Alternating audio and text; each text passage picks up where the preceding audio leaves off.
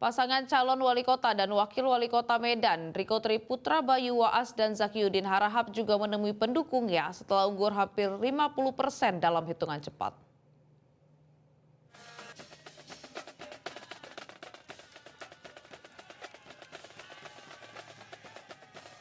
Ucapan selamat dan semangat untuk pasangan calon Riko Zaki terdengar di posko kemenangan saat keduanya tiba pada Rabu malam.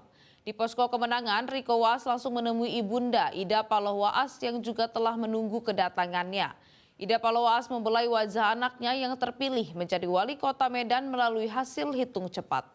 Usai menemui sang ibu, Riko mengucapkan terima kasih kepada seluruh partai koalisi, para relawan, simpatisan, dan masyarakat kota Medan. Jelajahi cara baru mendapatkan informasi. Download Metro TV Extend sekarang.